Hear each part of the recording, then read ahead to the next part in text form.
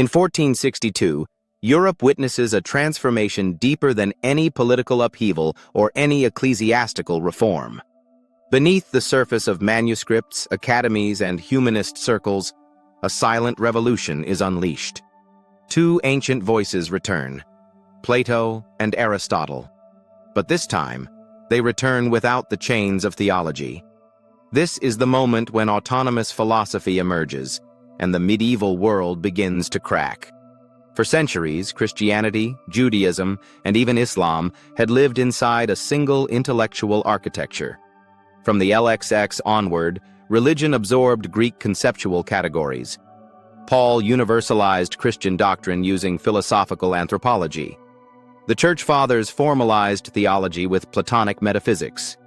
Medieval Islam fused Aristotle with revelation through Avicenna and Averroes. And Aquinas produced the high medieval synthesis, an Aristotle purified and made safe for theology.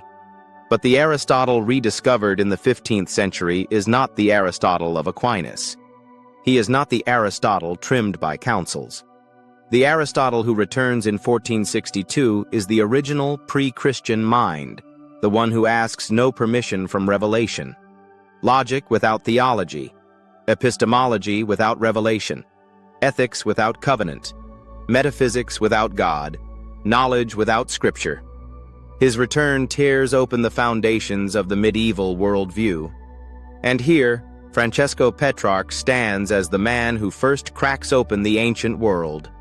Long before Ficino's academy, Petrarch recovers manuscripts, challenges scholastic Latin, and insists on a return ad fontes to the original sources. He is the one who breaks the monopoly of medieval commentary. Petrarch does not yet destroy the old system, but he weakens its walls. He opens the door. Ficino and his academy push that door wide open, and from behind it, autonomous philosophy floods in. In Florence, under Cosimo de' Medici's patronage, Ficino begins translating Plato, Plotinus, and eventually Aristotle himself, not as tools for sermons, but as independent authorities.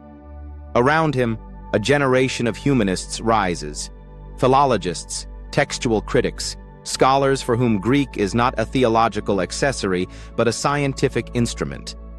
They restore grammar, rhetoric, and logic to levels unseen since antiquity. Through them, philology becomes science, logic becomes method, reason becomes authority, and man becomes the center of intellectual life. This is the break that makes 1462 different from anything before it. The Alexandrian synthesis, the philosophical empire described by the Little Horn, had previously conquered religion.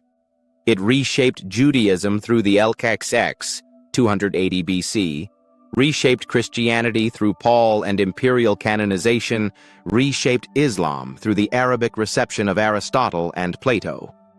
But in every era, philosophy served religion. It strengthened doctrine. It justified hierarchy. It reinforced metaphysical cosmology. It gave religion intellectual weight and imperial reach. 162 reverses the relationship. For the first time, philosophy stops serving religion and begins to dominate it. It analyzes the church instead of defending it. It interrogates dogma rather than receiving it. It judges scripture rather than being judged by scripture. This is why 1462 is not merely the Renaissance.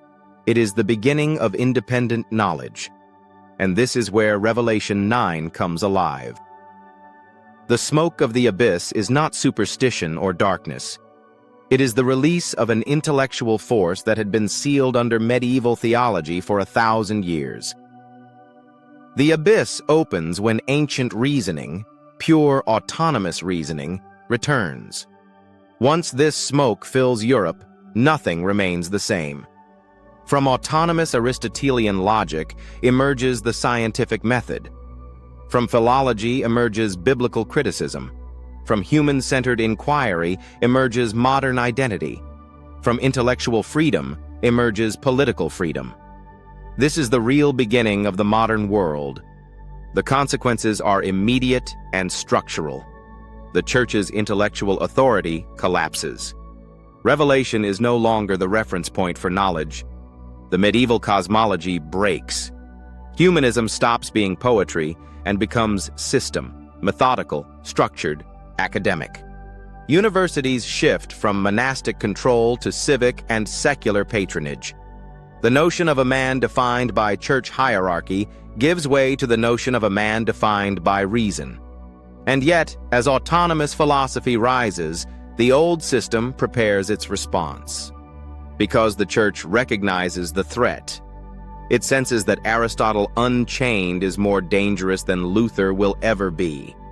It sees that philology, once fully mature, can dismantle doctrinal authority more efficiently than any army. So the system prepares a counterforce, one that will not appear until 1540, the Jesuit order, the locust response, designed to enter the realm of autonomous learning and contain it from within. But in 1462 itself, the change has only begun. There are no condemnations yet. No inquisitions against scholars, no decrees against Greek manuscripts. The revolution is almost invisible. It happens in the quiet turning of pages, in the reconstruction of grammar, in the recovery of vocabulary, in the first moments when the original Aristotle speaks again after a millennium of silence. In that silent moment, the medieval world ends. The philosophical church begins to lose its intellectual throne. Year 1462. AD is therefore the true beginning of modernity, and this eruption of autonomous philosophy leads us to our next episode, 1540 AD, when the Jesuits rise and the locusts of Revelation 9 take shape.